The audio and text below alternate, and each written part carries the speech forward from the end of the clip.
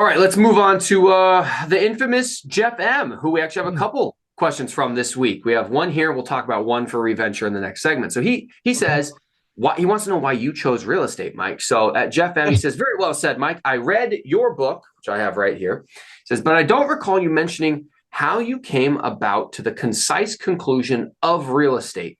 Do you have any recommendations on helping to find that answer on what my thing should be? I wish I had a great answer for you, Jeff, but the answer is I struck out on lots of other things. Real estate was not my first choice.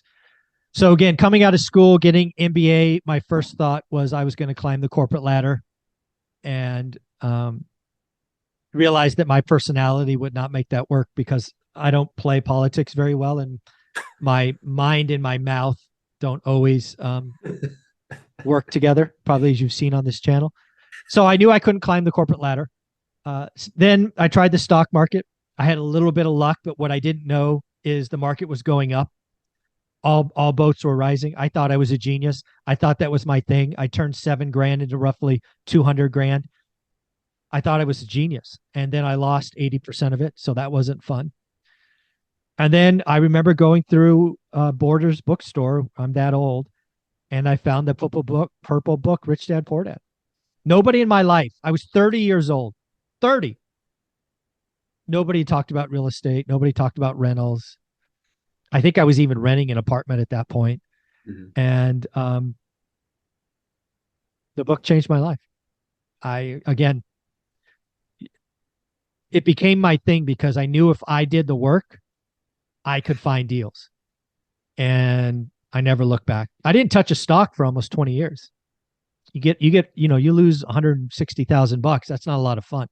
Mhm. So I was all real estate. So again, I didn't know. I took a shot at two other things before I came to real estate. So So the book Rich Dad Poor Dad really talks about mindset, talks about how the rich don't work for money. They make their money work for them. They invest in assets and not liabilities. I think in that book, they even talk about how your house isn't actually an asset. It's a liability until it becomes a rent producing asset.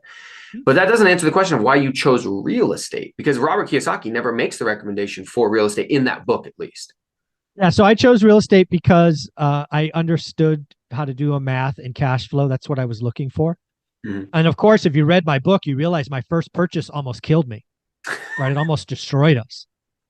And it was only, the years after that that it was concrete that it worked. So why real estate? I had evidence that it worked. I actually like real estate for one thing that's not really talked about. It's inefficient. What do I mean by inefficient? Well, if you do the work and I get creative, you can structure deals with the seller that are below market. You Mhm. can make money the day you close. You can't do that with stocks, right? You can't go in and try to buy Apple at $50. But I've bought plenty of properties for 30, 40% less than somebody else would have paid.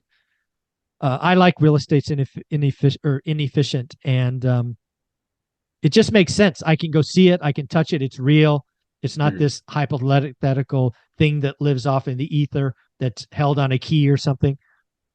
Yeah. And it produces cash flow and depreciation and taxes and leverage. So it was just my thing.